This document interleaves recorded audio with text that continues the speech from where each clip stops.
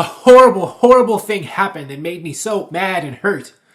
I was reading articles about superhero movies and TV shows and all that stuff that I often always do. And I came upon an interview with Mark Millar, or Millar, I don't know how you say his last name, but I know who he is. The guy who's been behind multiple comic books that have been adapted into successful movies. And he trashed DC movies and characters. And I have issue with that. I'm going to read what he said, and then I'm going to say why I think he's flat out wrong, dang it, wrong. All right, I'm on Bleeding Cool right now. And here's the headline. Mark Millar says DC movies fail because the characters aren't cinematic. In quotation marks. The writer put that in quotation marks because I don't think even he believes this crap. But let's go into what Mark Millar said. This was on Yahoo, but I guess Bleeding Cool is doing something about it. I mean, putting it in an article. I think it's really simple. The characters aren't cinematic. And I say this as a massive DC fan. Is he really? Who much prefers their characters to Marvel's. Oh, okay. Superman, Batman, and Wonder Woman are some of my favorites, but I think these characters, with the exception of Batman, they aren't based around their secret identity. Okay, do they have to be? They are based around their superpower. Whereas the Marvel characters tend to be based around the personality of Matt Murdock or Peter Parker or the individual X-Men. It's all about the character. DC outside of Batman is not about the character. With Batman, you can understand him and you can worry about him, but someone like Green Lantern, he has this ring that allows him to create 3D physical manifestations and green plasma with the thoughts in his head, but he's allergic to the color yellow. How do you make a movie with that?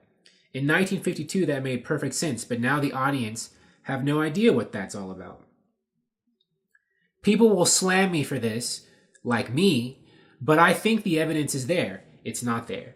We've seen great directors, great writers, and great actors, tons of money thrown at them, but these films aren't working. I think they are all too far away from when they were created. Something feels a little old about them. Kids look at these characters and they don't feel that cool.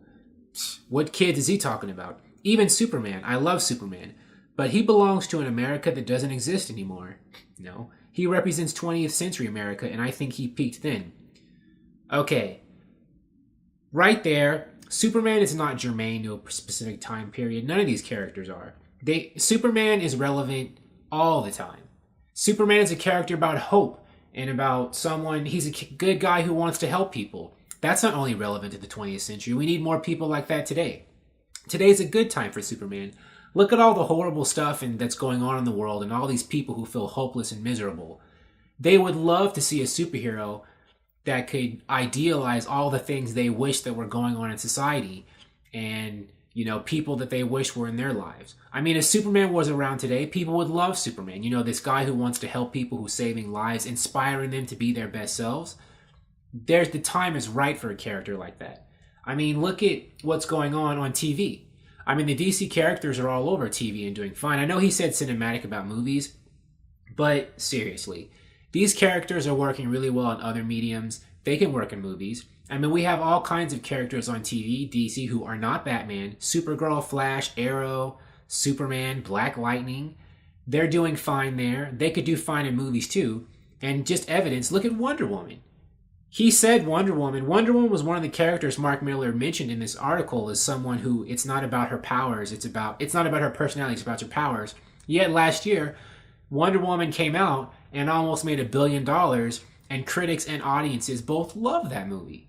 I mean, so if Wonder Woman wasn't a cinematic character, how did that happen? I mean, I think that he's letting a lot of bias sit in his head, and I don't agree with him. And that's why I hope when Aquaman comes out later this year, it crushes it. Because Aquaman is another DC character who is not Batman, whom I think is spectacular and could totally work on screen. I mean, James Wan is a great director.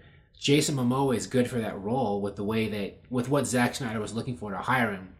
I think, well, if you had a problem with DC movies, the problem that they have is that I think they're just rushing and they picked a tone that I guess isn't resonating with enough people. They made a certain stylistic decision that hasn't worked, but they're getting they're getting their stuff back together, I think, and they're just going to try a different tone and see if that works. Even in Justice League, a movie that didn't do well financially, if you look at the audience score on Rotten Tomatoes, it's a lot higher than the critical score because a lot of the regular people in the public who saw the movie, they thought it was okay. They thought it was decent or really great. And that was a movie where a lot of people felt like they were starting to get Superman right. If you were someone who didn't like the way Superman was being done in Man of Steel and BVS, maybe you did. But if you weren't, a lot of those people felt like Justice League was starting to course correct that character. I think that with the DC movies, like I just said a little while ago, they just have to like find a tone that works for each characters and have people working on these movies who actually understand these characters and care about them. And I'm not saying that the previous directors haven't, but there was a lot of like studio interference and they just made a certain stylistic direction that I guess didn't take off. And they were rushing, they rushed to get to Justice League. And, if they'd taken their time to build the building blocks to that slowly and they didn't have to change directors in the middle of filming and stuff, I mean, there's been a lot of like outside factors that have hurt DC movies. I don't think it's the characters at all. The problem with DC movies is not these characters. These characters are great characters, and they started the superhero genre as it is. I mean, the first Richard Donner Superman movie, I think that was the first like mainstream Hollywood superhero movie, and that started the whole thing. We've had all these movies coming after that, and all these Batman movies coming after that have done phenomenally well. Now, I know Batman is the one DC character he included, Mark Millar, that said is okay, but heck no, as if no other DC characters are interesting. That's not true at all. As a DC fan, I take issue with that, and I flat out think this guy is wrong. I think they just need to figure out, when they do their DC movies, the right tone fitting the particular character who is in the movie, and the studio has to trust the director and the writers they've hired to do it well and not interfere too much. Studios have to interfere a little bit, but I don't think they need to completely override everybody, and just take their time. Don't try to rush all these movies out. Get it out now. Get it out. Take your time to get it right before you release it. And these characters are working well in TV, video games, animation, comics. I love the comics right now. They can work in movies. And I think it's interesting how he completely forgot about Wonder Woman when he was saying this. Did a completely like almost $1 billion making movie starring a non-Batman DC character. Doesn't that fly in the face of this argument? I think it does. He didn't mention her, so I guess where the hell is he coming from? This guy doesn't know what he's talking about. And like I said before, I hope Aquaman, when it comes out this December, crushes it, and we'll have another piece of evidence right in front of our faces to rebuttal this.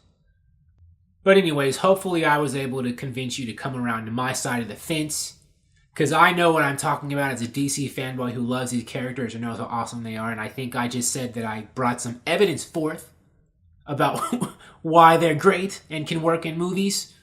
But anyways, what do you think? Do you agree with me? Do you not agree with me? Do you think he's right? I mean, seriously, right here, how do you explain Wonder Woman then? She wasn't cinematic? I think she was. But anyways, thank you for watching. If you like this video, please like it and subscribe to the channel. I appreciate doing this for you, and I like your viewership. And I will talk to you soon. Bye.